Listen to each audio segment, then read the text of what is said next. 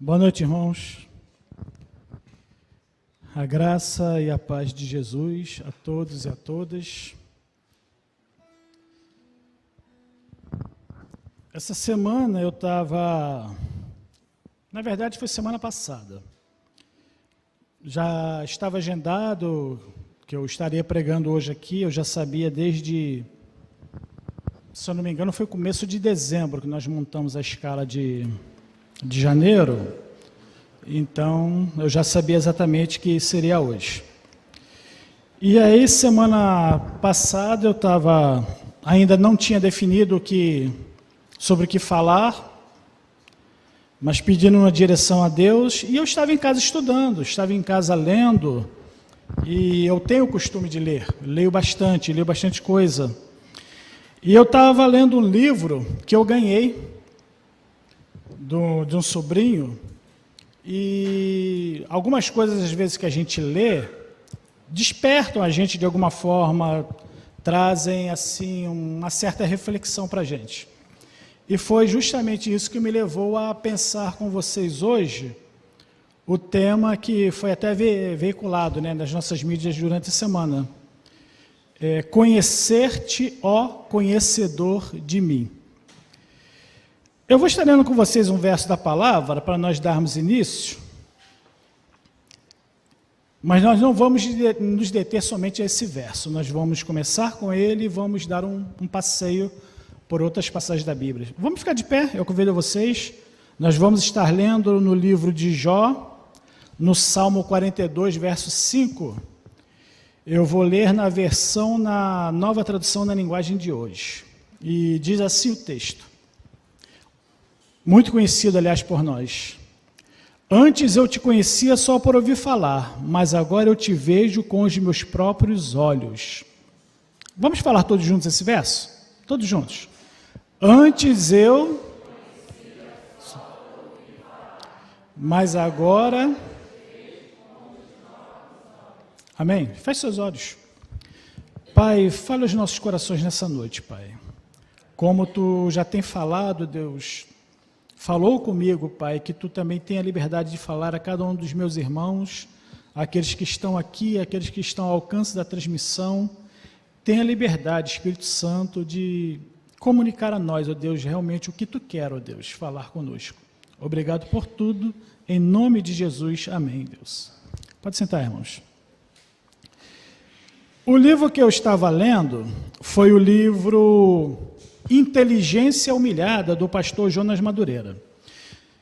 E esse livro me levou, uma parte do livro, faz uma referência a um livro de um outro grande teólogo, homem de Deus, foi o livro Confissões de Agostinho de Hipona, que muitos conhecem como Santo Agostinho. E lendo isso, lendo realmente algumas referências que eu peguei, algo que me veio à mente...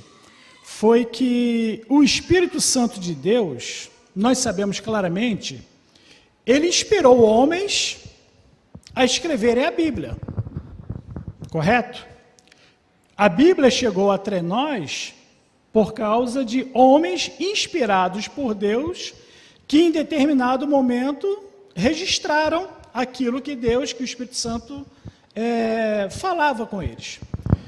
Mas o interessante é que, lendo esse livro e pensando na Bíblia, porque o bom quando a gente lê um livro, e os nossos livros são muito bons por isso, porque todos eles pegam o caminho de apontar e ter suas referências baseadas na Bíblia, que é a nossa maior referência, que é realmente a nossa regra de fé e prática. Então, qualquer leitura que se faça tendo a Bíblia como pano de fundo, vale a pena ser lida. Porque nada de novo é colocado, mas aquilo que realmente é a revelação de Deus. E pensando nisso, uma coisa que me veio à mente, eu até comentei isso no domingo, foi domingo, na EBD, que o Espírito Santo, ele não cessou a inspiração dele quando a Bíblia foi terminada. A inspiração do Espírito Santo, ela nunca cessou. Na verdade, o Espírito Santo continua inspirando até hoje, irmãos. Por exemplo, ao longo da história, a gente sabe, né, muitos e muitos homens de Deus foram inspirados por Deus para escreverem obras maravilhosas, no contexto teológico, no contexto de uma vida dedicada a Deus.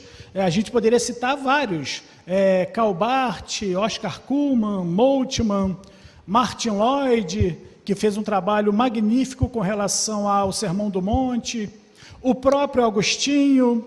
Muitas e muitas pessoas ao longo da história escreveram acerca de Deus, mas todas elas tendo realmente a Bíblia como base para tudo aquilo que escreveram.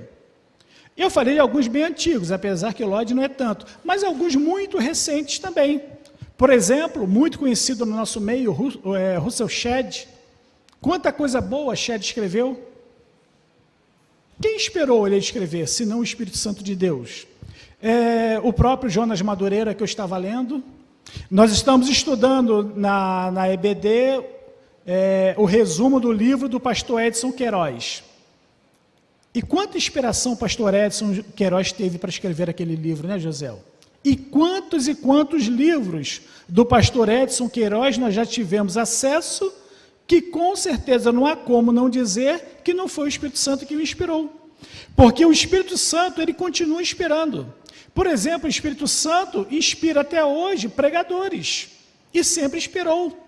Nenhum pregador que vem pregar ou que vai pregar num púlpito, seja lá onde for, prega de si mesmo, mas prega aquilo que o Espírito Santo orienta.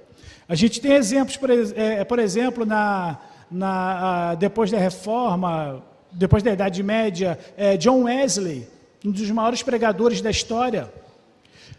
Moody, no final do século XIX, Spurgeon, Billy Graham. Quantos desses homens pregaram de si próprios? Nenhum. Todos inspirados pelo Espírito Santo. E a gente vai para o contexto mais recente, por exemplo, pastor Arildo Borges Xavier. Quem inspira o pastor Arildo em suas pregações? Quem inspirou a pastora Tânia nas pregações que nós ouvimos dela?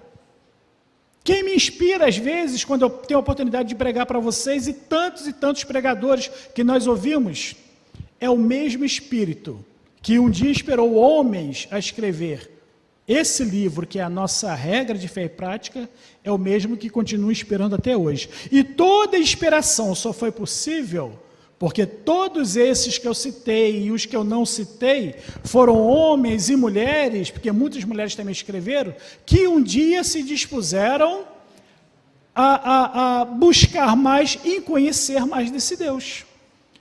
Que um dia foram imbuídos de um sentimento realmente de conhecer, de querer conhecer a Deus, de ter intimidade com Ele e assim serem por Ele inspirados para isso. Nunca foi nada aleatório, nunca foi nada por acaso, pessoas ao acaso começaram a escrever, mas sempre foram corações aos quais Deus se revelou e tem se revelado, e que abraçaram essa revelação, a revelação que receberam dele. Na inspiração, por exemplo, nós podemos claramente, na inspiração do texto bíblico, claramente perceber dois momentos muito claros, pelo menos eu consigo enxergá-los de uma forma muito clara. Na construção do texto bíblico, a mensagem ela foi revelada a homens de Deus, profetas, escribas, patriarcas, sábios, todos eles tiveram alguma revelação de Deus para que transmitissem ao povo a mensagem que Deus queria, correto? E nessa transmissão que eles receberam no primeiro momento, essa transmissão, essa mensagem, ela continuou sendo transmitida. Num primeiro momento, transmitida de pai para filho, de geração em geração, para as pessoas que tiveram acesso àquilo que os homens e mulheres de Deus externaram, compartilharam. Só que em determinado momento, aquilo que era uma tradição passada, uma tradição oral, aquilo que era contado, em determinado momento, isso passa a ser escrito. E foi escrito, e foi sendo escrito, e chegou até nós, como está aqui hoje. Mas, na inspiração de textos após a Bíblia, e é o segundo momento que eu vejo, nós podemos perceber que a inspiração continua, sendo que nesse caso, se no primeiro momento o que eles tinham era uma revelação de Deus, que Deus falava e eles tinham que acreditar naquela revelação, hoje Deus, o Espírito continua inspirando, mas nós temos a testificação aqui, na palavra. Nós não precisamos ter dúvida de nada daquilo que o Espírito Santo nos comunica. Tudo parte do princípio incontestável do conhecer a Deus e do prosseguir e querer realmente conhecê-lo de uma forma maior, de uma forma, digamos assim, mais plena, conhecê-lo plenamente. Mas se isso é uma verdade inquestionável, que precisamos realmente conhecer a Deus tanto quanto homens no passado conheceram, isso nos leva a perceber também que há aqui um problema. E eu ouso dizer para vocês, um grave problema que tem se alongado e que a gente deve pensar e repensar nele, tá? Para o nosso próprio bem. Devemos pensar bastante nisso. Porque conhecer a Deus como um todo, pelo menos nos aspectos fundamentais da nossa vida, ao longo da história, isso vem se perdendo. Deus tem se revelado e se revela cada vez, mas parece que cada vez o homem busca conhecer menos desse Deus, né? E pior ainda, isso tem se agravado muito em nossos dias. Porque o conhecimento que é passado de Deus hoje, nos nossos dias, infelizmente, é um conhecimento raso, um conhecimento, de certa forma, até subjetivo, porque nós ouvimos muitas canções, e muitas canções são produzidas, muitas às vezes que nos tocam, que fazem algum sentido, mas que a gente não tenta por meio dessa, ou às vezes nem quer, depois que ouve certas canções, conhecer o Deus ao qual essas canções estão sendo dirigidas, ou pelo menos presume-se que estejam. Meio que assim um cristianismo água com açúcar que nós estamos vivendo hoje. Água com açúcar por quê? Porque disse que nós somos capazes de tudo, quando na verdade nós não somos capazes de nada. Mas é um cristianismo hoje, uma mensagem como que coloca o homem como sendo o centro de todas as coisas e aquele capaz realmente, por sua determinação, alcançar tudo aquilo que ele quer. E para isso, muitas coisas são utilizadas, muitas ferramentas. Por exemplo, uma banda muito boa, né, muito eficiente, famosa ou não, mas a verdade é músicos muito bons, um ministro de adoração, digamos assim, sabe, aquele cara carismático, envolvente, que em determinado momento, né, da adoração do louvor, põe a mão no microfone para dizer para todo mundo frases do tipo: chegou o seu dia, você é filho e filha do rei, nada pode te abalar, chegou a hora da conquista, é tempo de restituição, e você tem que prosperar e você pode prosperar. E depois de um solo frenético de guitarra, que na maioria das vezes acontece, ouve-se um grito lá, e muito estridente, do tipo: sai do chão! E todo mundo sai do chão. Não é? Temos visto isso? Pior que vemos isso aí até nas mídias, não precisamos nem ir nesses cultos. Hoje tudo é transmitido. Nesses espaços, meus irmãos, não há espaço para o lamento. Sabe aquele lamento? Do tipo de Jeremias, o lamento que chega até o trono do Senhor. Nesses espaços, não. Nesse ambiente não há espaço para lamento. Nesse ambiente não há espaço para confissão de pecados, confissão de nossas mazelas, de declarar a Deus os nossos dilemas. Dificilmente você vai ver num espaço desse, algum momento desse tipo. Só há tempo para a afirmação de triunfos, aparentes virtudes e certezas. A única coisa que se vê.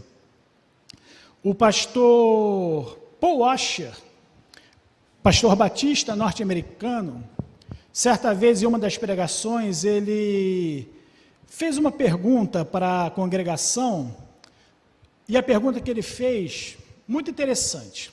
Ele perguntou para aquela plateia: qual é o dia mundial da idolatria? Houve um silêncio.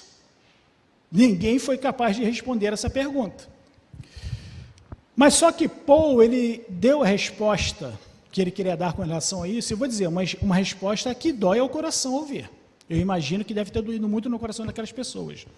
Paul disse que o dia mundial da idolatria é o domingo à noite, quando os crentes vão para as igrejas adorar o Deus que elas não conhecem. E às vezes nem sabem por que estão ali. E aí a gente poderia pensar, exagero da parte do pastor, né? Na verdade, caberiam realmente duas respostas diante dessa afirmação. Primeira delas, que ele está errado.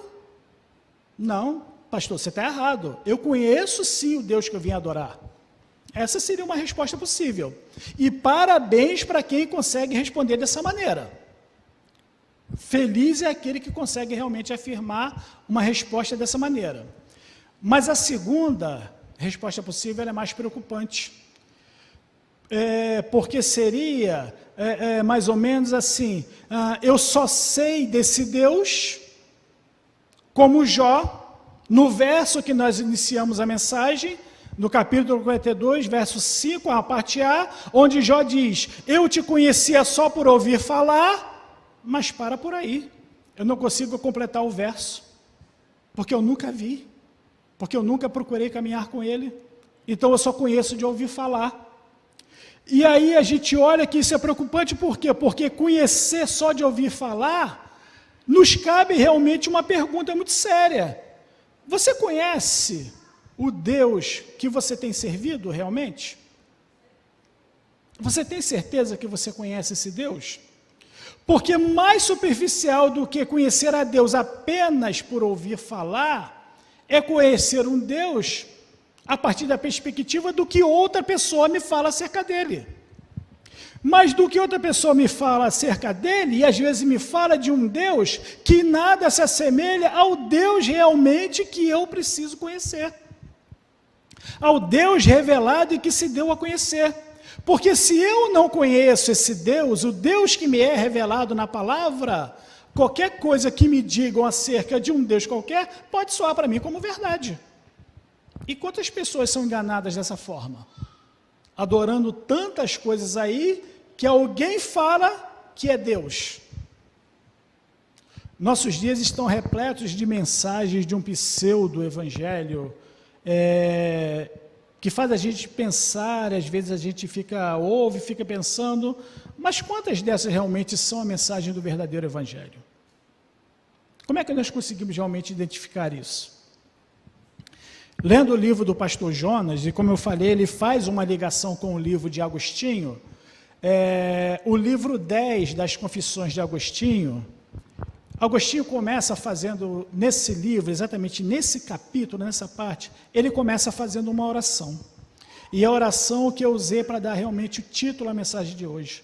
A oração que Agostinho faz é: conhecer-te, ó conhecedor de mim, conhecer-te tal como sou por ti conhecido. Essa oração, ela é, acima de tudo, uma expressão assim, de um desejo por algo assim que nós não temos, mas que queremos ter, porque Agostinho não tinha, mas ansiava e queria ter o pleno conhecimento de Deus. Nós não temos ainda. É verdade que, de alguma maneira, nós conhecemos a Deus, nós que o adoramos, nós que estamos na presença dEle, mas isso não quer dizer que nós o conhecemos do mesmo modo que Ele nos conhece, porque Ele nos conhece plenamente. O nosso conhecimento acerca de Deus, ele é parcial, ele é incompleto, mas o conhecimento de Deus acerca de nós é pleno. Deus nos conhece de todas as maneiras. Se por um lado nós não conhecemos a Deus plenamente, por outro, não há nada em nós ou fora de nós que Deus não conheça. Nada. Paulo disse, Na verdade, não foi Agostinho o primeiro a dizer isso. E aí é que eu falo realmente da maravilha que é de algumas coisas que nós lemos e conseguimos enxergar na palavra a confirmação daquilo. Porque essa oração de Agostinho nada mais é do que a repetição do que Paulo já havia dito lá em 1 Coríntios, no capítulo 13, verso 12. Porque diz assim o texto de Paulo: agora, pois, vemos apenas um reflexo obscuro, como em espelho, mas então veremos face a face. Agora conheço em parte, então conhecerei plenamente, da mesma forma como sou plenamente conhecido. O que Paulo está dizendo aqui é que no presente estado de vida nossa, nesse momento, do jeito que nós estamos agora, nós conhecemos a Deus apenas em parte, como por um espelho. E eu me lembro que eu já falei aqui em outra pregação que eu fiz há muito tempo acerca do tipo desse espelho que Paulo retrata aqui em Coríntios, que não é o espelho no sentido do espelho que nós temos hoje, mas no contexto da época era apenas um pedaço de metal polido, muito bem polido, e aquele reflexo do jeito que dava para ver era o espelho que se tinha. Como é que você imagina que você enxerga isso? De uma forma turva, de uma forma obscura. Essa é a visão do conhecimento de Deus que nós temos. Ele é limitado. E mais do que ser limitado, numa outra característica que a gente pode citar acerca de um espelho, é que quem vê por meio de um espelho não vê diretamente, mas vê através de algo. Porque, por exemplo, uma coisa é você olhar diretamente para algo. Pensa aí no sol. Uma coisa é você olhar diretamente para o sol. Consegue olhar muito tempo? Logo tem que botar a mão na frente. Mas outra coisa é você olhar para o sol através do reflexo dele no espelho d'água, na beira de um rio. Você consegue olhar por mais tempo. Em ambas as situações, o que você está vendo? Você está vendo o sol, não é verdade? Mas a diferença está na forma como você está vendo, na intensidade no que você está vendo e no que você está sentindo a partir daquilo que você vê. Essa é a diferença. E o mesmo vale para o conhecimento que nós temos de Deus. Pois nós não o conhecemos hoje do mesmo modo que um dia nós vamos conhecê-lo. E essa é a maravilha do texto de Paulo. Não o conheço ainda, hoje eu vejo como que por um espelho, de uma forma obscura, mas um dia eu vou conhecê-lo plenamente. Um dia tudo me será revelado acerca dele. Contemplar a face de Deus tal como ela é, ainda é uma promessa que nós guardamos com esperança.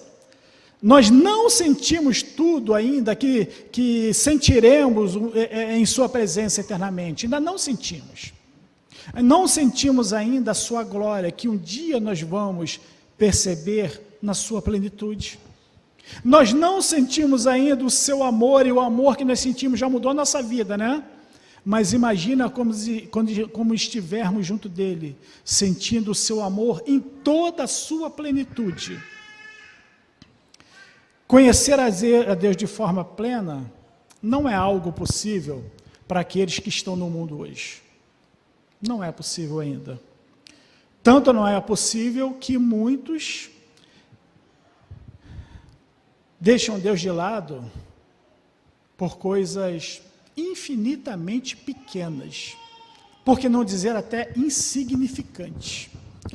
Muitos deixam Deus de lado e até se esquecem dele, por coisas que não valem nada. Deixam Deus de lado às vezes por um vício, pela busca de um prazer, de uma diversão, deixam Deus de lado por uma aventura, deixam Deus de lado por uma mágoa, né? Sabe, uma decepção. Não, alguém me decepcionou e eu deixo Deus de lado, né? Deixam Deus de lado às vezes por uma perda, porque não conseguem entender o tamanho da perda, mas em contrapartida, o mesmo não pode ser dito acerca de Deus com relação a nós, e graças a Deus por isso, porque Ele nos vê e nos conhece plenamente. E nele nada do que somos ou venhamos a ser escapa do seu olhar, e mesmo sabendo aquilo que nós somos hoje, mesmo sabendo aquilo que de repente poderemos ser amanhã, ainda assim ele nos ama incondicionalmente, porque ele sabe tudo acerca de nós. Nada do que somos ou venhamos a ser é motivo para que ele deixe de nos amar, nada, nunca. Deus nunca deixa de amar ninguém, por pior que seja a pessoa. Nós é que agimos assim. Nós amamos até o ponto de nossas próprias convicções serem feridas. Nós amamos até o ponto de sermos contrariados, de sermos decepcionados, de sermos traídos, né? De repente ficarmos frustrados com algo. É o limite que nós impomos até onde realmente podemos amar, ou até onde queremos amar. Nós esquecemos que em Jesus, Deus passou por tudo isso. Foi traído, foi ferido, foi magoado, sofreu, tudo por nossa culpa, mas nunca deixou de nos amar. Tanto que foi capaz de dizer: Pai, perdoa, eles não sabem o que fazem. Ele nos conhece de um modo que nós mesmos não nos conhecemos, porque Ele nos conhece a partir do nosso interior. Ele conhece toda a nossa arrogância, Ele conhece toda a nossa altivez, Ele conhece a maldade que nós somos capazes de praticar, Ele conhece as nossas mazelas, Ele conhece os nossos próprios interesses, e quantas vezes eles nos fazem vacilar com relação a Ele, quando buscamos os nossos próprios interesses, mas mesmo assim, Ele nos ama incondicionalmente. Não só Ele nos ama, mas Ele nos ensina acerca desse amor. E nos ensina que a característica desse amor que Ele consegue ter por nós, é um amor que nós também temos que aprender a ter, por Ele e pelos nossos semelhantes. Porque na perspectiva desse amor, como diz Paulo, lá em 1 Coríntios, no verso 13, no capítulo 13 ainda, no verso 5, esse amor é um amor que não maltrata, que não procura seus interesses, que não se ira facilmente e que não guarda rancor. Esse é o amor de Deus, e esse é o amor que Ele diz que nós temos que aprender a exercitar. Porque quando você olha na perspectiva do amor de Deus, o que nós teremos na eternidade a não ser amor? E eu lembro que eu falei uma vez, quem não sabe amar é hora de aprender, porque na eternidade não vai fazer outra coisa a não ser amar. Quem não aprende a amar agora, talvez ache um tédio a eternidade, se chegar até lá. É para repensar realmente isso. Diante disso tudo, a gente consegue afirmar plenamente que nós não conhecemos plenamente nem a nós mesmos. Quem dirá conhecer a Deus? Nós não conhecemos nem a nós mesmos.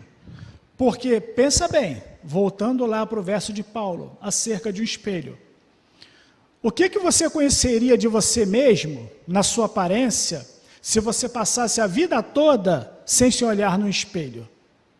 Você saberia quem você é? Você teria ideia da sua aparência? Você sabe exatamente como você está agora? Você consegue se ver? Você só se vê através de algo. Você só se vê através de alguma coisa. Por vezes você só se vê através de alguém. É preciso que alguém fale para você exatamente como você está, o que você está fazendo, para que você consiga se enxergar.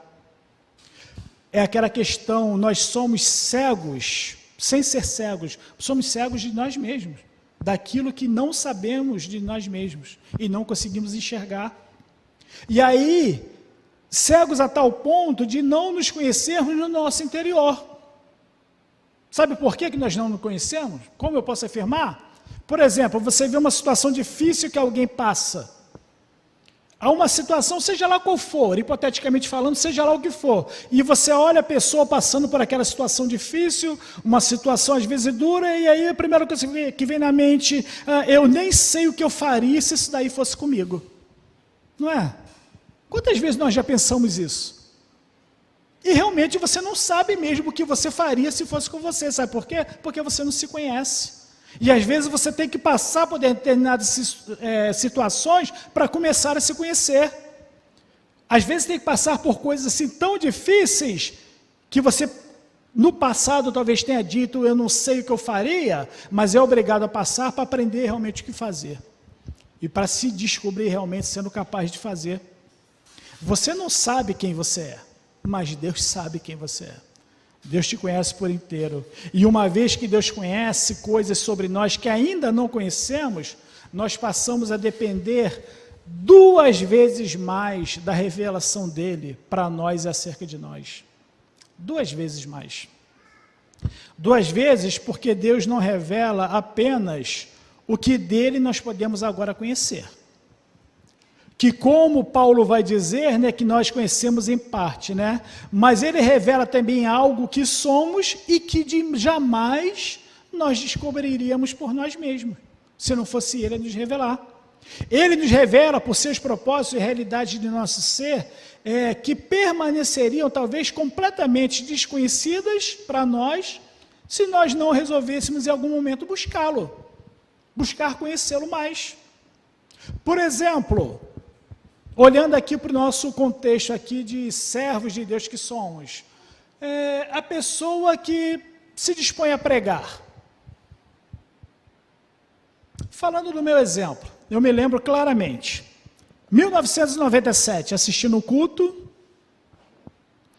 um pregador, não foi aqui não, foi em outra igreja, um pregador fez uma pregação que, sabe aquela pregação que marca, né, que toca a gente, né, que você fica pensando, e aí você não consegue se desligar, e o pregador pregando, e eu compenetrado, pensando, refletindo naquilo, e aí eu cutuco a Tânia do meu lado e falo, poxa, eu queria um dia pregar assim, igual esse cara está pregando. Mas eu nunca vou conseguir pregar. Eu nunca vou conseguir pregar de maneira nenhuma. Sabe por quê? Porque eu não conseguia formular um raciocínio. Eu não conseguia manter uma sequência de leitura que me fizesse, né, construir um pensamento. Uma das coisas que eu tinha mais dificuldade na escola era fazer redação. Incrível isso. Não conseguia desenvolver um pensamento. E aí eu falava, nunca vou conseguir pregar, eu não consigo nem gravar assim, textos bíblicos assim que possa montar uma sequência, né?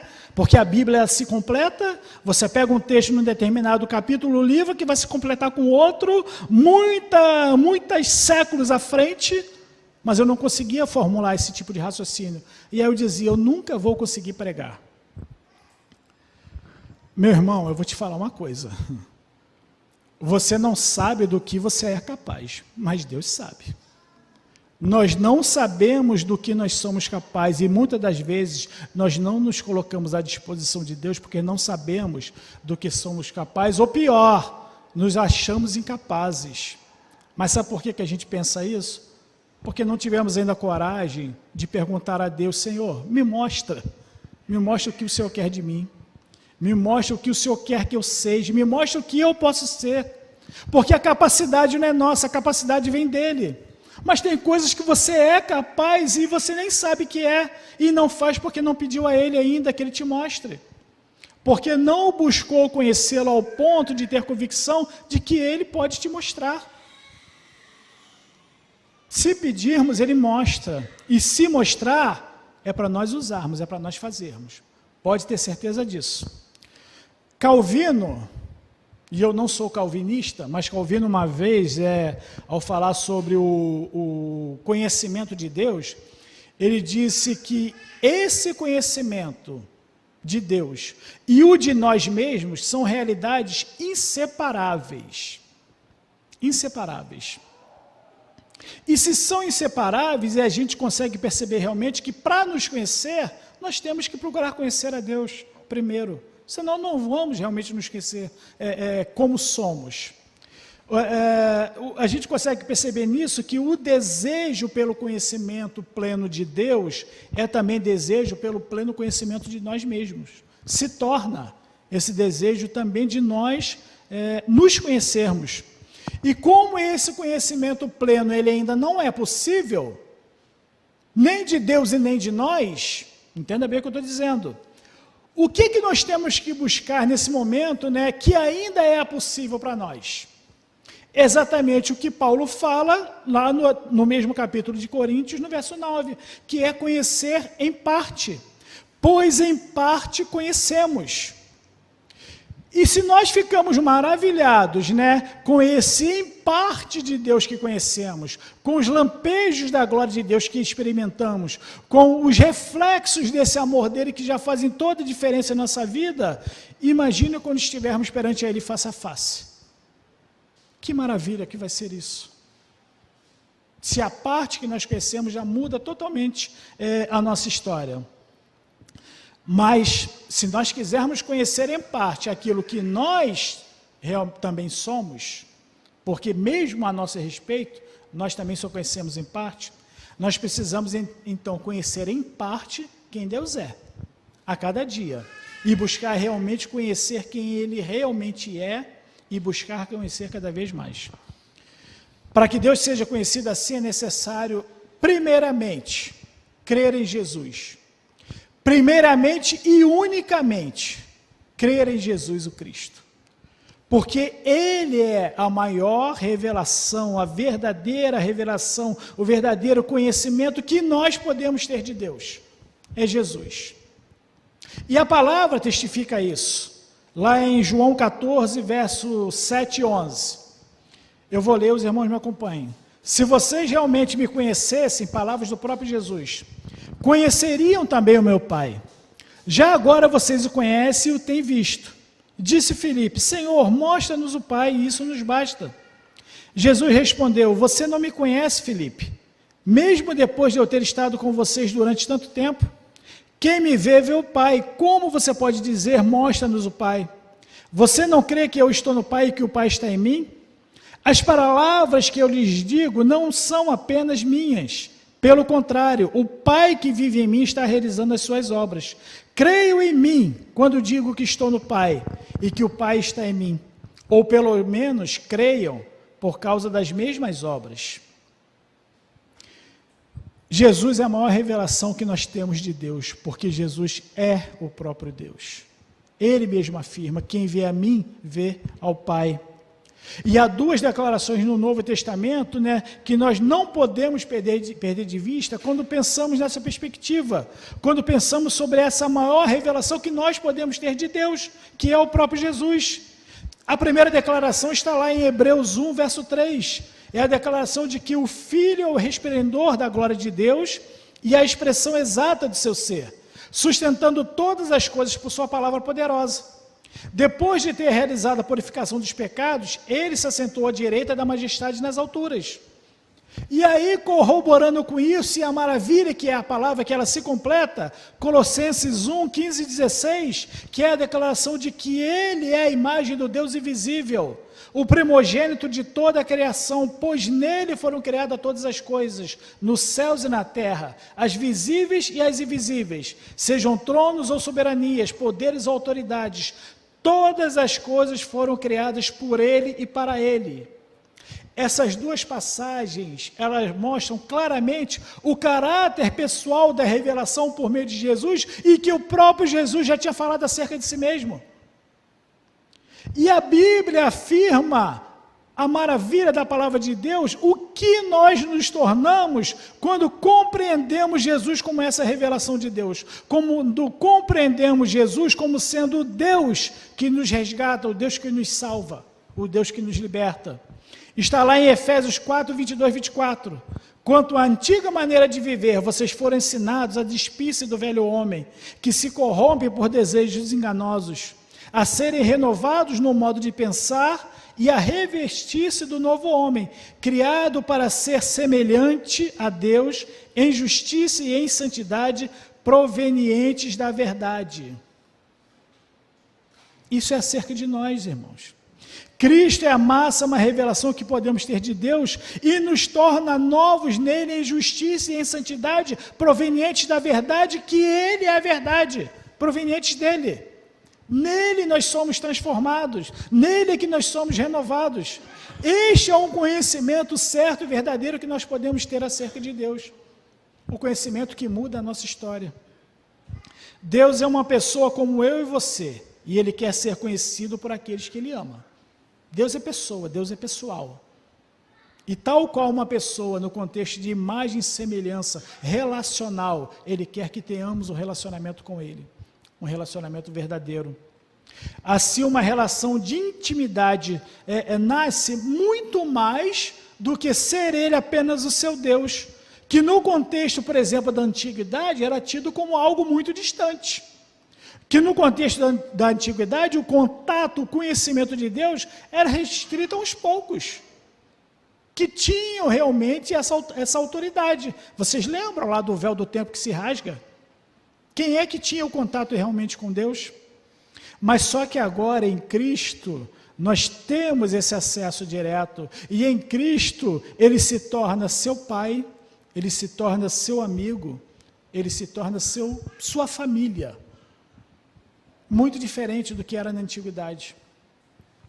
Então, o que falta hoje realmente para conhecer, né, que falta de verdade hoje é querer conhecer a Deus, querer conhecer mais de Deus, porque você prova que o ama, se você ama a Deus, quem ama, prova que ama realmente conhecendo o objeto de seu amor.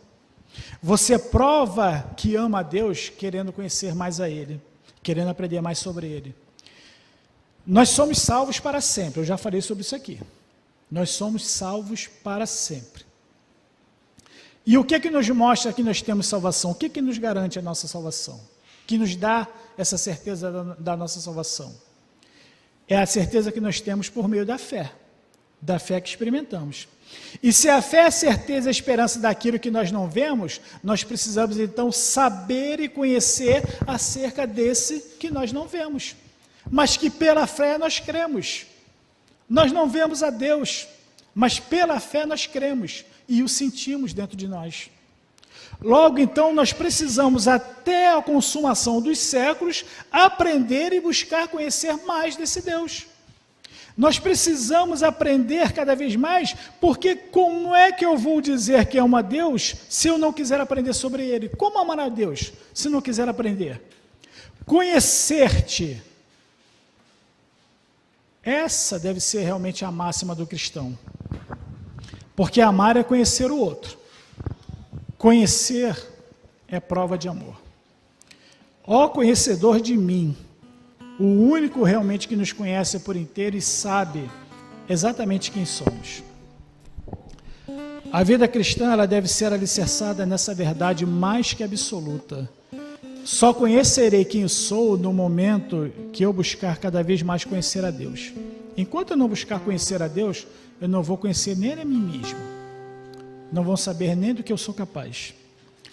Conhecer a Deus nos guiará a conhecermos a nós mesmos.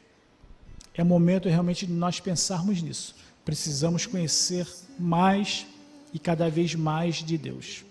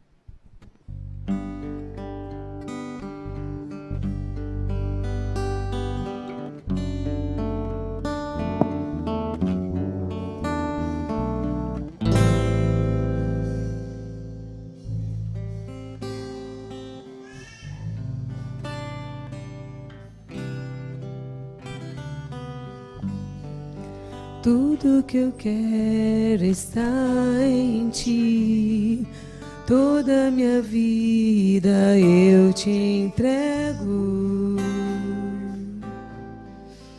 pois não há outro além de ti. Tudo que eu possa conquistar não se compara à tua presença, nem ao prazer de te adorar, Dias vêm, dias vão, e em meu coração só aumenta o desejo de te encontrar. Agradecido eu sou pelo que já recebi, mas não estou satisfeito. Eu quero mais te conhecer e prosseguir em te conhecer. Este é o alvo da minha vida, Senhor, te conhecer e prosseguir em te conhecer. É tudo que eu quero pra minha vida, Senhor.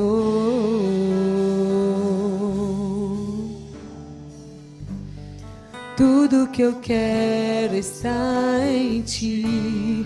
Toda a minha vida eu te entrego, pois não há outro além de ti. Tudo que eu possa conquistar não se compara à tua presença, nem ao prazer de te adorar. Dias vêm, dias vão, mas em meu coração só aumenta o desejo de te encontrar.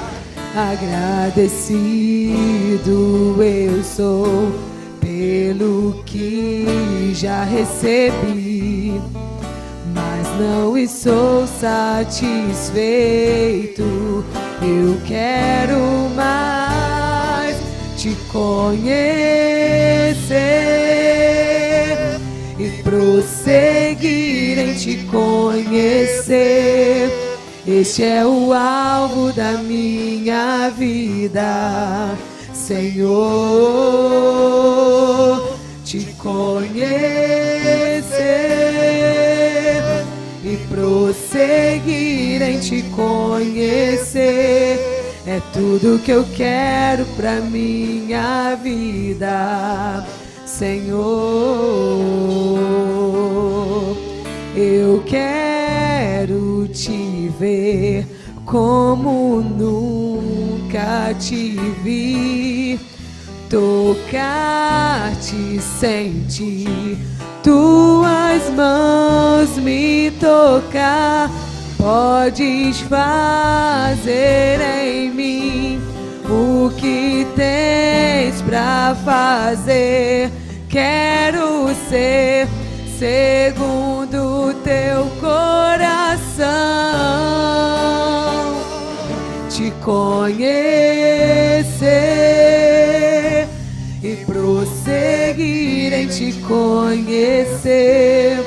Este é o alvo da minha vida, Senhor, te conhecer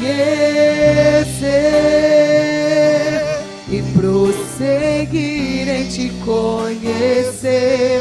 É tudo que eu quero pra minha vida, Senhor.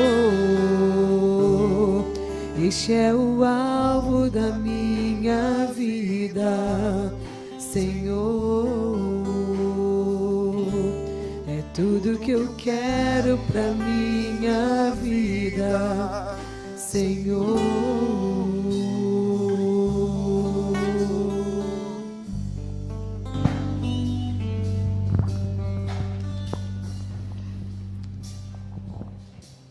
Ao ler o livro Confissões, eu percebi que Agostinho tinha esse sentimento. Ele se ansiava mais que tudo conhecer aquele que é o que a natureza aponta, aquele que é revelado pela palavra, aquele que é totalmente revelado na pessoa de Cristo Jesus. A proposta, por exemplo, que nós trouxemos para a igreja com relação ao TSD é exatamente essa, que Agostinho um dia experimentou, né, com base no que Paulo ensinou, e que a Bíblia nos convoca, que nós possamos não mais perecer por falta de conhecimento, que não erremos mais por falta de conhecimento, de não sermos mais levados por ventos de doutrina, porque simplesmente nós não conhecemos a Deus. Por outro lado, que possamos crescer e avançar no conhecimento de Deus, para que assim, meus irmãos, e somente assim, sermos mais dependentes do Criador de todas as coisas, do Salvador de nossas vidas e do Supremo Consolador que habita em nós. Sermos mais dependentes de Deus, em sua triunidade. Para a gente concluir, irmãos, a oração de Agostinho, que é a palavra de Paulo, e a maravilha é essa, é a palavra de Deus, que é a palavra de Paulo a respeito disso, diz assim: é certo que agora o vejo como um espelho e obscuramente, ainda não face a face, mas chegará um dia que sim, o verei face a face e o conhecerei, assim como sou conhecido. E a palavra de Deus testifica isso, a palavra de Deus confirma isso para a gente, porque João confirmou tudo isso, em 1 João 3, verso 2. Amados, agora somos filhos de Deus, e ainda não se manifestou o que havemos de ser, mas sabemos que quando Ele se manifestar, seremos semelhantes a Ele, pois o veremos como Ele é. Isso é garantia, isso é promessa. Isso é para a nossa eternidade. Seremos semelhantes a Ele, o veremos como Ele é, o conheceremos plenamente, como plenamente somos conhecidos hoje. Amém? Feche seus olhos, vamos orar. Pai, eu te agradeço, Senhor, porque Tu tens falado, Deus, aos nossos corações. Tu tens, ó Deus, nos dado oportunidade realmente de Te conhecermos mais, Pai. Tudo, ó Deus, que temos visto, Pai, acontecer, ó Deus, na Tua igreja, Pai, nos últimos tempos, Pai, nada mais é do que o Teu desejo, ó Deus, que Te conheçamos mais, Pai, que tenhamos mais intimidade contigo, que possamos saber exatamente, ó Deus, o que Tu é, ainda que não Te conheçamos ainda plenamente, ó Deus, mas que busquemos conhecer cada vez mais e mais, que prossigamos em conhecer, Pai, porque só conhecendo a Ti, ó Deus, é que nós vamos realmente nos conhecer, ó Deus, vamos realmente saber, ó Deus, o que somos, saber exatamente o que Tu nos chamou para ser, Pai. E que bom, ó Deus, saber, ó Deus, que Tu nos dá a oportunidade, ó Deus, de sermos conforme a Tua vontade, Pai. Para entendermos a Tua vontade, precisamos Te conhecer, Pai. Então, Senhor, em nome de Jesus eu Te peço, faça-se conhecido cada vez mais a cada um dos meus irmãos aqui, Pai. A cada um daqueles que estão, ó Deus, ao alcance da transmissão, ó Deus, fala a cada coração, Deus. Que possa haver, ó Deus, o desejo ardente, ó Deus, como houve, ó Deus, com certeza no coração de muitos homens de Deus ao longo da história, Deus. Que nós possamos ser, ó Deus, nessa geração, Pai, aqueles que querem Te conhecer, Pai, e serem usados por Ti, Senhor. Nos abençoa, Deus. Usa, Deus, cada um dos meus irmãos aqui. Fala ao coração, ó Deus, de cada um daqueles, ó Deus, que pode estar assistindo, ó Deus, esse culto hoje. Faça-se, Senhor, conhecido. Muito obrigado por tudo, Deus, pelo que Tu é, pelo que nós já sabemos de Ti, ó Deus, e que mudou a nossa vida, mudou a nossa história. Muito obrigado, ó Deus, por ser o nosso Senhor, o nosso Redentor. Em nome de Jesus. Amém, Deus. Amém. Deus abençoe, irmãos. Continue buscando conhecer o Senhor cada vez mais. E você que está ao alcance da transmissão, não deixe nunca de buscar ter essa intimidade com Ele. Buscar conhecê-lo numa vida de oração e numa vida da leitura da sua palavra, ele se revela a você. Com certeza eu creio nisso. Amém?